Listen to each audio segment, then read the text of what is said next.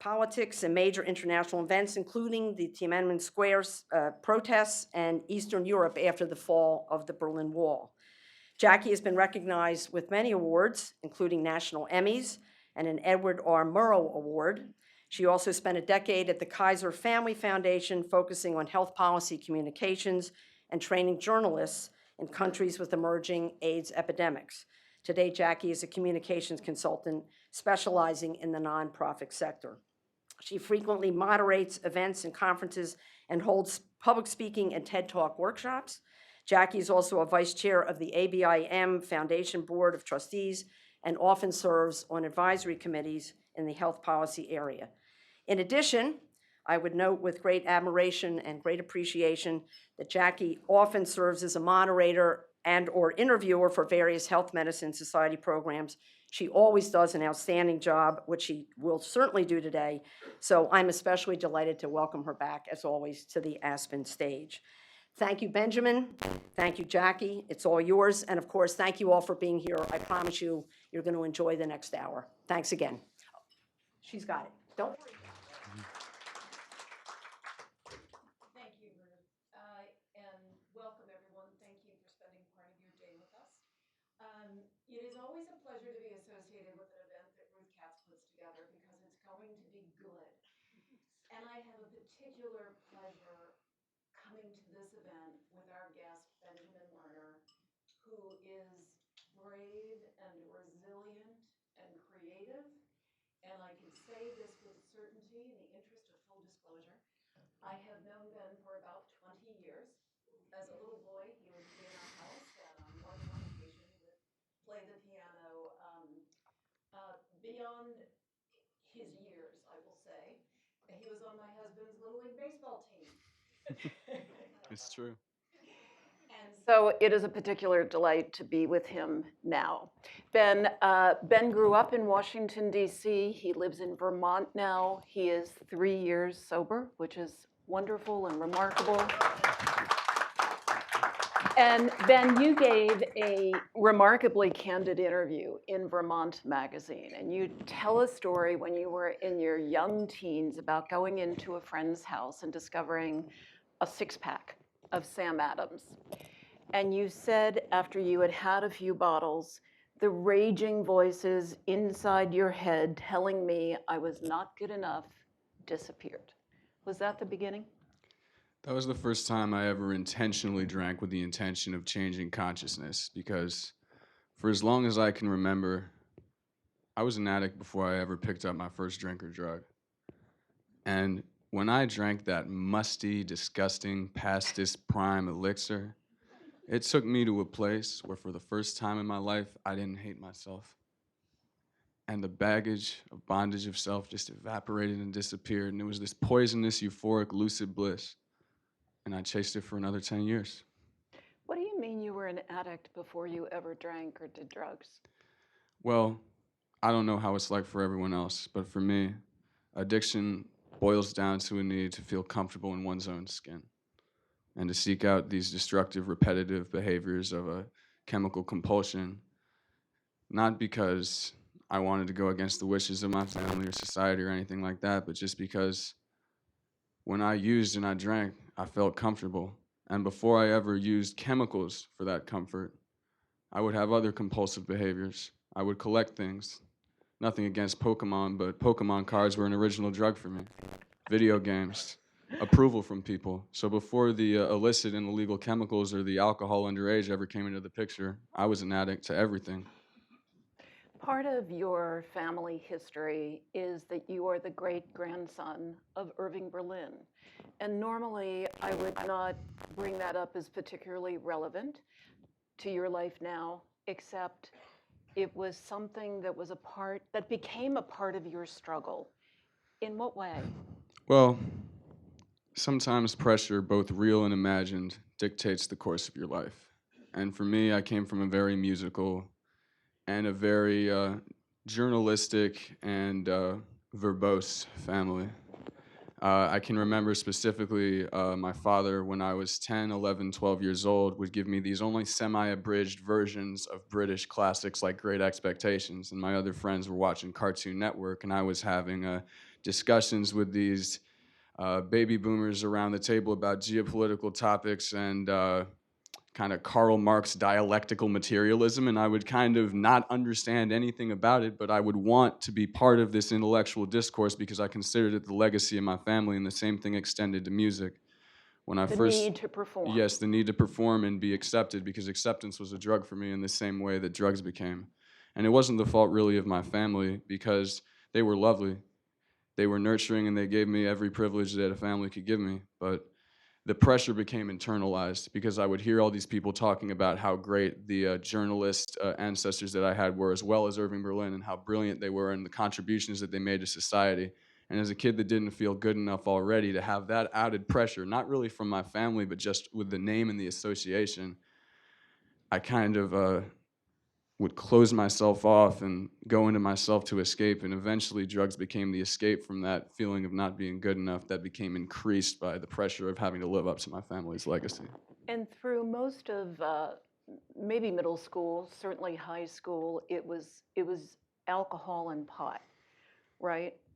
For the most part, I dabbled with cocaine and ecstasy and party drugs, but it wasn't in an addictive have to have it when I get up nature. It was more in an experimental nature. It was mostly alcohol and pot And in high then the school, yeah. turning point was when you needed dental surgery, Yeah. of Well, all things. sadly, that's pretty common, not specifically dental surgery. For some people, it's sports injuries or it's surgeries or complications, but there were certain lines that I said I wouldn't cross. It was pretty suburban. You know, I'd be hungover, I'd do badly at a piano recital, I'd be drunk at a school event, and I'd get in trouble. But it was pretty white picket fence until I got all four of my wisdom teeth removed at once, and I was in a new city, and they all came in impacted. And the dentist, anesthesiologist said, because I was wearing a T-shirt that had a Raw Rolling Papers, which is a marijuana rolling papers company, logo on it, he said, "You can't smoke pot for 2 weeks." And that was my drug of choice and the thing that allowed me to self-medicate and get away from the voices in my head and, feel good. And I looked at him like he told me I couldn't drink water for 2 weeks. I thought he was crazy. I'm in California. I'm in San Francisco. You're telling me I can't smoke pot? And he gave me these pills, and it took about a week for me to become addicted to them. And when I say that, I mean that they replaced the marijuana in terms of my ritual when I went to sleep, my security blanket, and unfortunately, when my prescription ran out, I was in a city where 4 blocks down from my art school dorm apartment was an open-air drug market where you could buy prescription painkillers like rapid-release oxycodone and Dilaudid and all that for very cheap. And I started snorting and insufflating these Oxycontin pills, and that was the second big aha moment, the same as that musty six-pack in the basement. So, Ben, I've talked to others in your situation who have said the same thing, that the addiction to the opioid happens like that. For you, you just said it was a week, a week. yeah, about a week, give or take. And in that week, did you start with 1 pill a day and then you had to increase it? Give us a little bit more detail about what happened in that one Well, week. it wasn't just the pills, I might have cheated on the pot thing a little bit, but not too much, because I was still afraid of the dry socket and the consequences. But I would go out and I would drink and celebrate my surgery being over, being in a new place, new college. I had done what us addicts and alcoholics call it geographic. Basically, by switching the area around me, everything gets better. Of course, that's not the case, but I was in a new town, and so I would go out and drink, and then I'd come home, and I would normally smoke pot to go to sleep, but I would take these Percocets instead, somewhat for the pain, but it became ritualized in the same way. And at first it was subtle because it wasn't that big a dose, and I didn't even know what it was doing. It wasn't until I ran out and I realized that the feeling that I had of kind of warmth and just this kind of lucid, warm, slow euphoria is the best way that I can describe it, wasn't there. And I started smoking pot again, and the feeling that I used to get from pot wasn't there. And then I made the mental connection. And the problem was that they didn't sell Percocets in small doses on the street. They only sold these larger dose pills, and so I had to make that jump pretty quickly, and that just accelerated it even more. In what way? Well, when you're orally ingesting slowly released oxycodone pills that are prescribed by a physician, and you're taking them at a certain time of the day when he tells you to do it, not only is it less of a drug and less of an experience, you don't feel it as heavily because it's not as big of a dose, but you're not ritualizing it the same way, you know, you would a glass of scotch at the end of the day, or like a smoke on a joint at like a Jerry Garcia concert or something. And so I started ritualizing the use of the Oxycontin pills, and I was afraid to snort them, but I had some friends who told me, yeah, oh, you have these pills, this is how you have to do it. And so the first time I snorted an opiate, it was like the feeling that you get when you take a Percocet pill all at once, a kind of quick peak. And where the alcohol had simply made me forget the voices in my head, with the opiates, it was an entirely new thing. It was like this wave of instant calm and euphoria, but it came at the price that everything else in my life didn't matter. And very rapidly, I started letting all the other areas of my life go. In what way? How were you living? Where were you living? Well, you know, I managed to keep it together for a little while because I had to go to classes. I had to go to school. I had to keep up appearances with my family because, you know, beneath the surface, I'm a pothead, budding opiate addict, alcoholic, but I still have to convince my, you know, DC family with the Ivy League legacy and the Irving Berlin connections that I'm living a life in line with their expectations. So at first it was pretty suburban, you know, just like with alcohol. I would miss a class because I was dope sick, or I would run out of money and have to eat slightly, you know, less luxurious food. But there came a point where, you know, I started pawning my laptop. I started, you know, sneaking money out of my friends' wallets when they were passed out, and I would justify it by saying that I needed the drugs in order to be a good person. I'm stealing money from this person because I need to be there for my family. I'm missing this class because if I don't get this hit and I don't stop being sick, I'm not even going to be able to do the work for all my other classes. So I justified it in the beginning, but I got desensitized to the consequences becoming worse and worse because the people I started hanging out with in my addiction were having the same consequences, so it became normalized for me. It became your entire world. Everything. I mean, wake up in the morning, it's Yep. not about food, it's not about water, it's not even about sleep. Where's my next pill? How am I getting the money? Who do I have to lie to? Who do I have to screw over just to live, just to feel normal? And then there was heroin. Yep. The first time I did heroin, I was getting it for someone else because I wanted money for pills because I was an Oxycontin junkie, but I wasn't a heroin junkie. See, I still had these kind of egotistical fabrications in my head about lines I wouldn't cross to justify it. I was a suburban opiate addict. That's dirty. I'm not going to go do Baltimore heroin. That's for my friend. I saw him as beneath me, even though I was going to get the drugs for him. And I'm driving back from Ellicott City, which is a suburb town near Baltimore, and I kind of had this suburban Scarface fantasy in my head, all this power and false ego inflation, that I'm driving with this ex-con guy to get these super illicit drugs, and we're listening to this 80s and 90s Scarface boom bap rap, and I'm a rapper and it's part of my persona, and I'm just getting into it. And he hands me a phone that had a line of heroin on it, and it was kind of a social pressure, look cool for the boys type deal. And Which was a theme really through. yeah, I mean, I always wanted to be life. accepted. Yep. And even if it Yep. was just this one other, you know, guy who wasn't even really my friend, no offense to him, I did a line of heroin and I was like, this is exactly like Oxycontin. This is exactly like oxycodone. It has the exact same effect. It's cheaper. I don't have to wait for my dealer to refill his prescription. And at that point, it was just off to the races. I mean, the thing about heroin is that the quality isn't as consistent as with pills, so you never know what you're getting. So there'd be days I thought I was getting stuff that had the same potency as one hit where it would be 5, and it would just knock me out. And then my family started to really notice the difference. I went from pawning my laptop that I had to pawning things of my family's, pawning things of my friends, going days so sick I couldn't get out of bed. And again, I justified those consequences by saying that I needed to stay high to stay functional. Part of Ben's successful recovery to date, he is found in music. And he has created a unique genre of classical piano music with rap lyrics. So Ben, I'd like you to take the piano and perform one of your songs, which when I heard it, I thought, this is about rock bottom. Absolutely. And while I have a moment, please turn off your cell phones. If anybody has them on, please turn them off.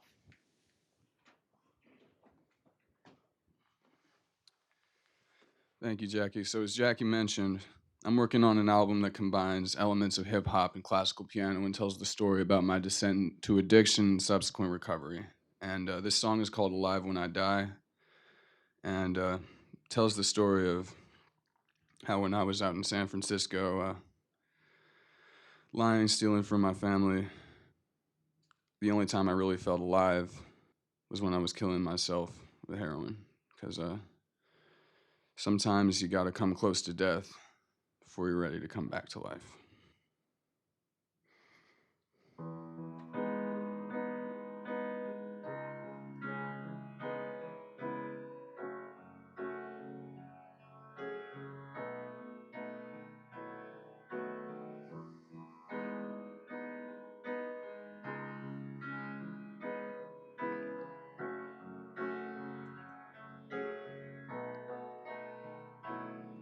Feels like I already died in my mind. Fuck living, I just wanna get high. I can't even look my mom in her eyes. Now my friends all say I constantly lie. What's the point of even wanting to try? I'm just trying to survive, feeling like I gotta constantly hide. But when the needle hits my vein, I'm alive. Talk to God and he's kind. All the levels of my conscious align. Take the pain and push it all to the side. There's a comfort in pause, where all the misery and suffering dissolves. Makes me feel like there ain't nothing that's wrong. I can live with myself, I can bathe in self-forgiveness and melt. Forget about how I've been lately stuck living in hell. Forget about the tears my family cries. Forget about the dirty, hopeless way I'm living that they have to deny. Forget about all of my cash and my pride, how they both are gone. Fuck it, nothing really matters after I die. Everything is a game. Today I had to cop a fix in the rain. Had to give my dealer nickels and change. He looked at me like a bitch and a lame. Went home, boiled the water, dropped the cotton in the mixture and strain. Took me 20 minutes hitting my vein. Pawned my phone, got some more money. Then I went and did it again. I've been stuck in the loop. I don't ever want to deal with the truth. I don't want to feel what feelings can do. I just want to feel the peace and the quiet. I don't want to desire. I just want to fucking sleep and be tired. I only ever feel alive when I'm high. So if getting high is killing me, I only feel alive when I die.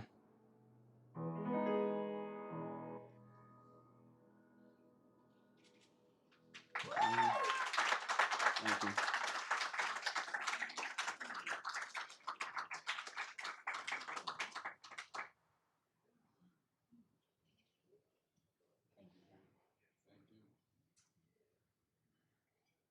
You're as marvelous as you ever were.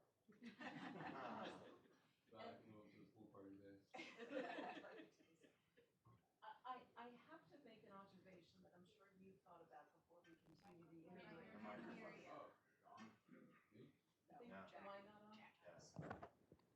Hello, there I am. Okay.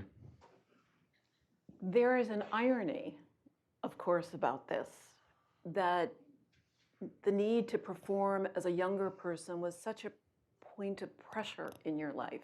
Yeah, And now, in a way, it has become part of your salvation. absolutely. Explain that irony. Well, Sort it out for me. it's a nice little topsy-turvy knot right there, huh? So basically, performing used to be, in a way, a drug in itself because adrenaline, let me tell you, to this day, especially sober, I still get nervous and I still feel pressure. I guess the difference is now that I accept the feelings, sometimes uneasy, sometimes unwanted, but one of the things about recovery is acceptance. And it's not that the feelings themselves of apprehension and nervousness are my salvation. It's the fact that I'm running towards the fear instead of running away from it. I confront it and I incorporate it because nervous tension is the source of a lot of my writing. It's the source of a lot of my artistry. It's not the fact that these feelings don't exist anymore. It's the fact that I've integrated them and used them to motivate my struggle and my journey forward rather than run away from them and turn to drugs to try to erase them, because even with the drugs, I could never get away from them entirely. After you hit rock bottom, you went into a recovery program, and I think you did it 3 times, right? Why did it take the 3rd time? What was different, Ben? I did it a couple more than 3 times. Okay. I did 2 times inpatient, but Okay.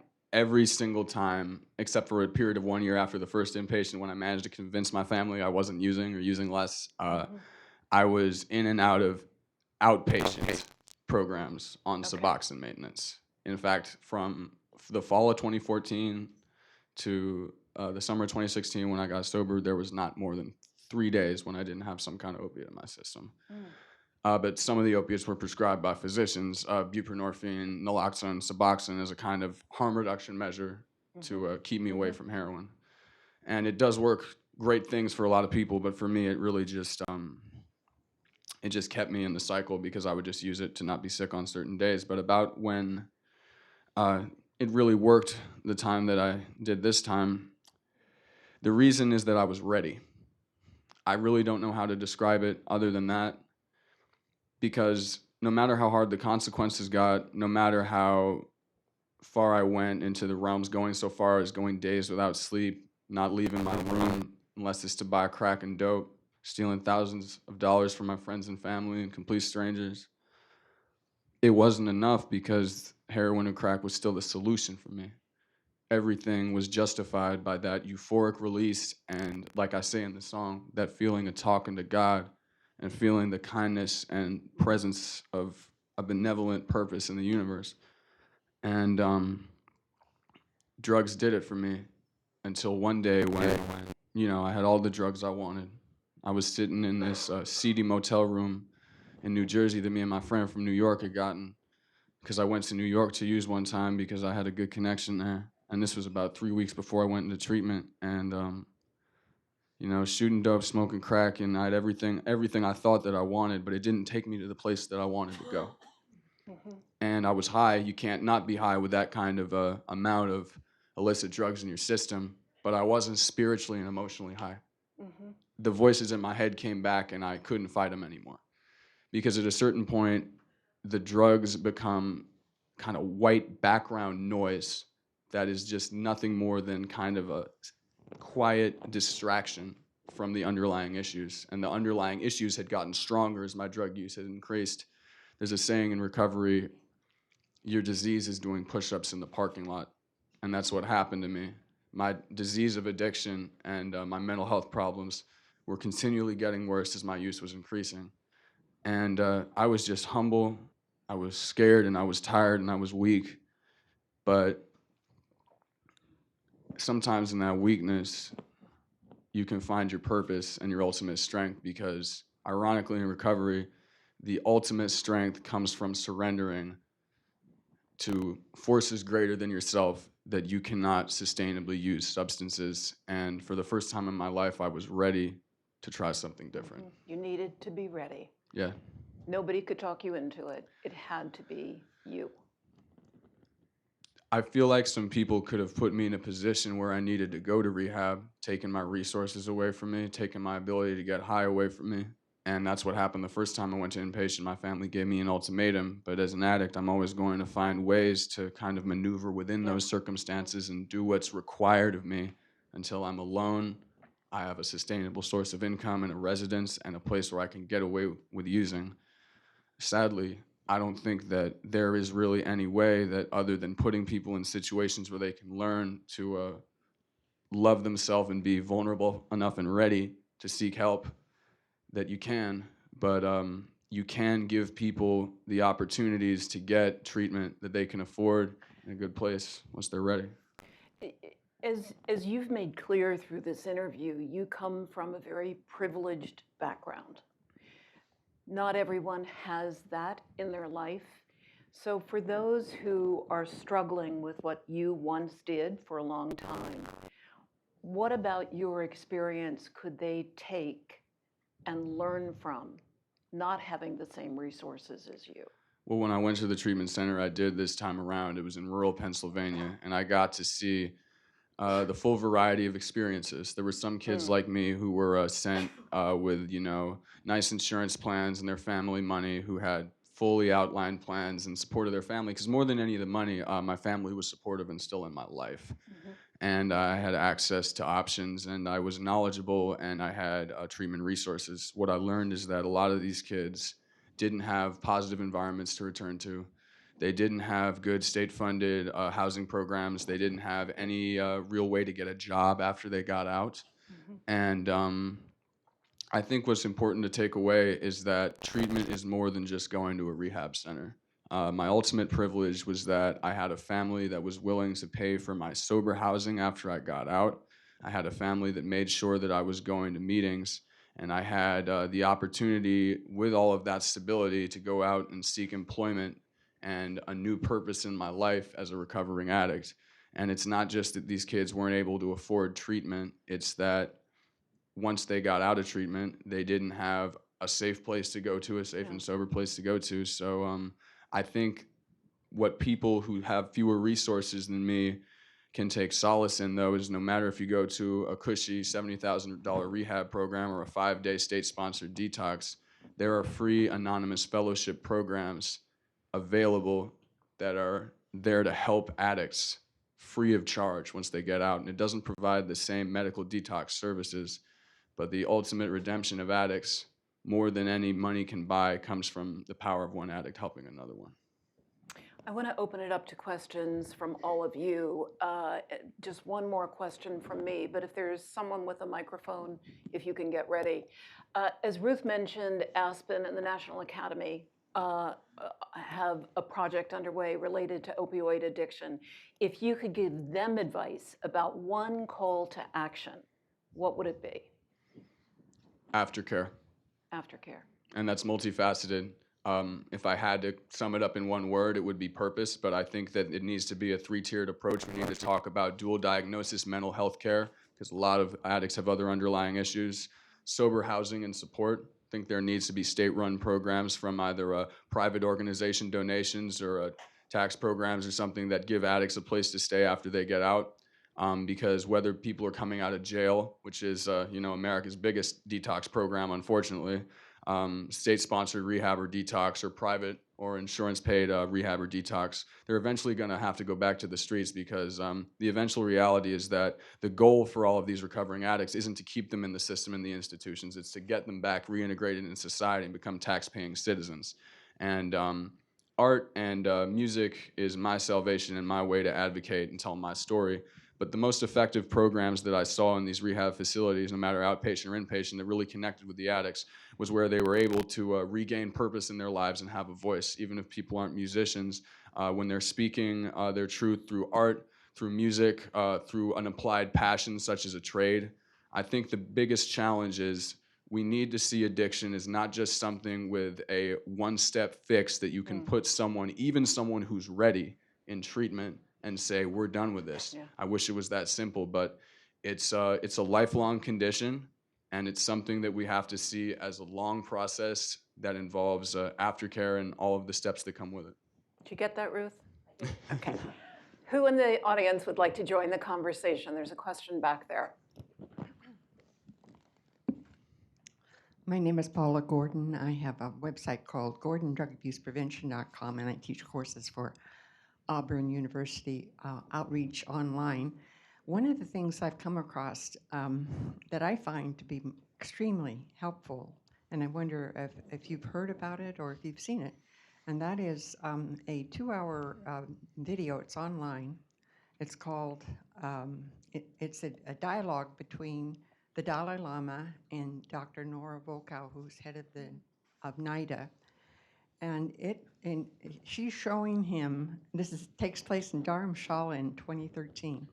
She's showing him images of the brain and explaining the addiction cycle to him.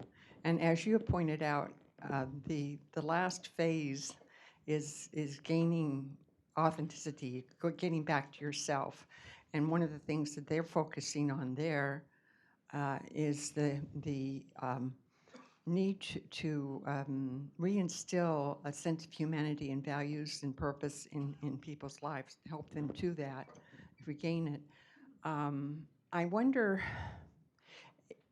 what do you think about prevention and having, is there anything that would have stopped you from entering the cycle that you got involved in the first place? Thank you. Thank you very much. Yes. I think if there had been some way to put me in some kind of mental health program that was so extensively cocooned that I had all the love and support that I needed to gain the life lessons that I got from a life of addiction, there's a chance that I never would have had an unsustainable chemical use pattern.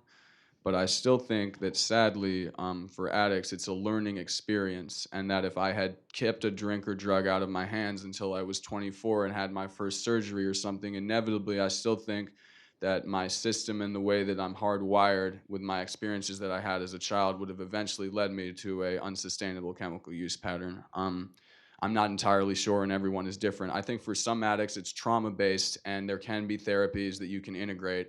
I remember when I was at rehab, I was in the relapse track, but there were dual diagnosis tracks. There were trauma and past experience tracks, and there's different approaches that work for different people. I think it just has to be an honest conversation about all of the factors that go into addiction. Because for me, I don't think that there was anything that could have changed it. But for a lot of people, if you just honestly approach them and talk to them on an interpersonal level, and you treat them as whole human beings rather than just someone who's a statistic to put into a program and take off your hands, that you can ask them what's going on. And some people don't like to share, but what was the best for me is when people asked me what was going on and what they could do to help me. And the best treatment center workers and counselors who I work with were people who were able to get past my self-conscious barrier and ask me what was really wrong. And I think for a lot of kids who end up facing addiction problems with trauma issues, if you can address the issue early on with therapy, sometimes you can get to the bottom of it. I think it's really case specific, though. Because, as I mentioned earlier, because I watched you grow up, I'm wondering if there were things adults said to you as a teenager that we may have thought were helpful and you just were screaming inside, shut up, it's not helping. Well, I think every parent does their best to toe the line between, disciplining and encouraging greatness, and also being nurturing and forgiving. I think that, for people who are already pressuring themselves so much from the inside, it's not good to hear, outside pressure as well. But I think the best thing that parents can do is just remain open to listening to their children, not so much about, specific issues, but reading the signals. If it appears that your child, as I did, would hide from social interaction and go into their room, it can be very hard to break through that barrier. But usually, for me at least, there was a reason that even without a chemical, I wanted to hide and escape from the circumstances around me. And whether it's through therapy or it's for you mentioned the baseball team. That was one of the things that early on got me out of myself. And I didn't always want to go to baseball practice, but I grew up with Asperger's and I always had social issues even before addiction. But the fact that, and I wasn't really that good at baseball even, but I None of really the kids wasn't. were. Hey. Well, thank you for defending me and my horrible baseball skills. But just going out there and being with other kids got me out of my head. And so it's a cheesy maxim, but the opposite of addiction is connection. So as long as your kids can feel connected, that can help. Is there a question up here? Yes, in the middle. Hi there. My name is Flora Wait for the Nicholas. microphone, please. My name is Flora Nicholas. I'm the CEO of a company called Network Sober. We'll be launching in 2020, at some point in 2020, providing services across the whole journey through addiction, into recovery, relaunch back in society. Ben knows about it. I've known Ben since he was 15. I'm very proud of him. Thank you. Your And question? And my question to Ben is, at what point in your recovery process did you think, I've got to write about this, and I've got to do this album, and I've got to apply everything I've been through and be creative about it and tell my story through music? And then what happened? Day one.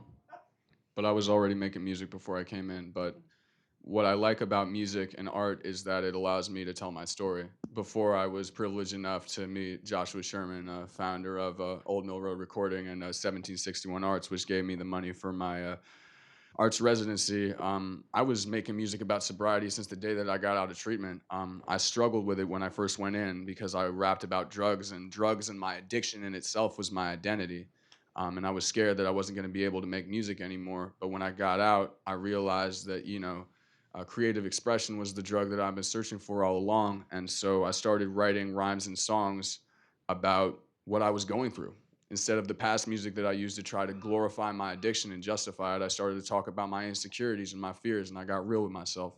And I was, working as a busboy, going back to school, going to treatment, working at a treatment center as a patient advocate. Music kind of got away from me, but I always wrote not to get internet views, not to push myself out there, but just to tell my story. And through a series of serendipitous events, I was able to, connect the classical music side of myself and the rap side of myself together, but it was nothing I ever really intended to do. The beautiful thing about recovery and about music and creativity is that when you let it flow out of yourself, you go to places that you never imagined. And even without music, recovery takes me to places that I could never imagine. So when it really comes down to it, the album was predestined all along by the fact that as I allowed myself to become real with myself and I allowed myself to really tell my story, everything else was as my path was intended to be, because the album wrote itself from my experience. And I'm privileged to be able to tell my story with it. But even if I had never written the album and I had never put the stories together in the way that I had,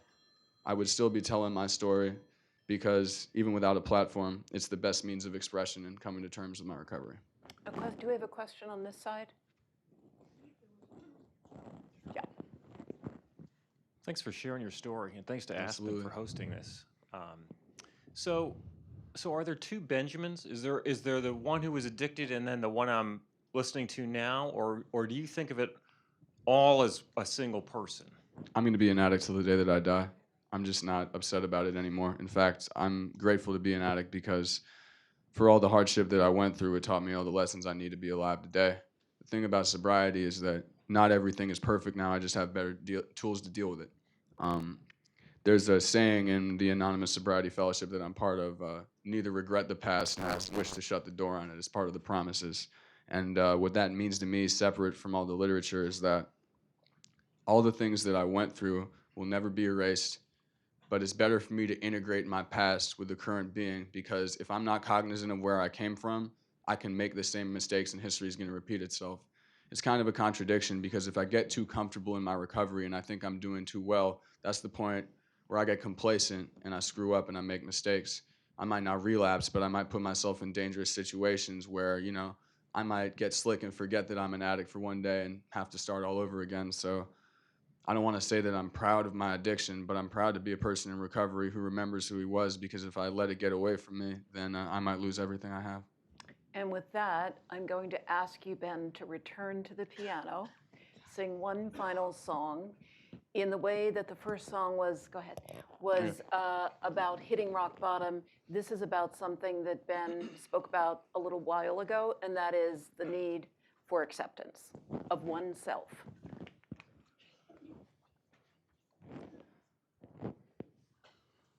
So this song is called Scars, and it's about coming to terms with myself and my past, in line with that last question. Thank you for asking that, because when I first got clean and sober, I was working as a busboy outside in the sweltering DC sun in Bethesda, and I rolled up my sleeves, and I still had a lot of fresh scars from using heroin intravenously, and someone asked me, what's going on with those scars? And I kind of froze up, and I hated myself because I didn't know what to tell them. I didn't want to lie, but I couldn't come to terms with my past, and it took me a while to realize that my scars were the most beautiful thing about me, because they told the story of where I came from, and ultimately the story of redemption and where I'm going.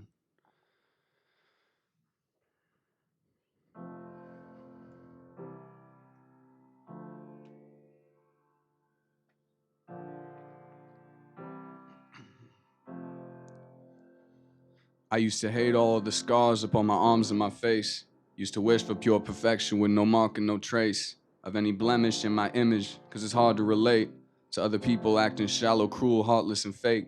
My insecurities got stronger. I started to chase after relief and found a feeling that was hard to replace. It left me permanently marked in ways so hard to erase. Then I remind me how I hurt myself and tried to escape. It's hard for me to keep it real, but I'ma keep it 100. There's a reason why I wear the long sleeves in the summer.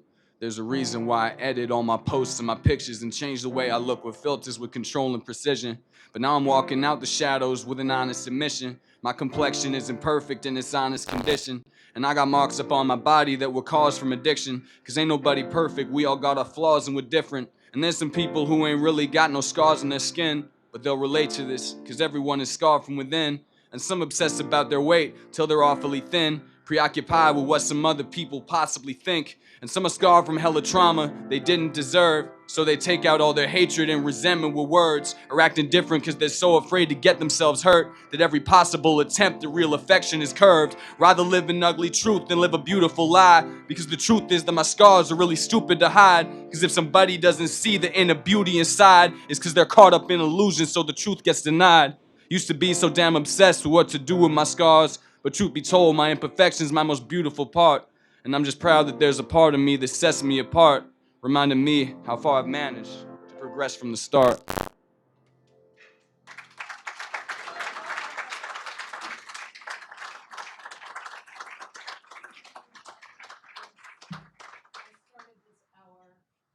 Describing Ben as creative and resilient and brave. I need to add one more word to that, having an hour-long conversation. Wise. You are very wise, Ben, and I appreciate the candor that you brought to this conversation and the bravery, and I wish you the very, very best. Thank you. Thank you, Jackie. Thank all of you, Ruth. Thank you.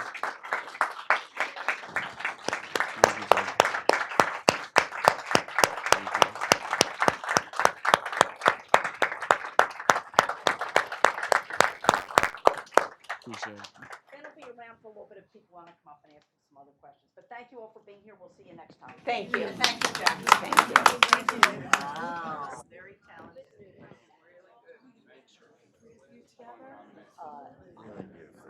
Oh, thank you. I know that, I've spent so much time with Ben that, really all you need to do is just guide him, and you did exactly that. Yeah, It was really beautiful. and I wanted there to be a story arc to it, and I think there was. I think my mic is still on. But thank you. I'm glad you were happy with it.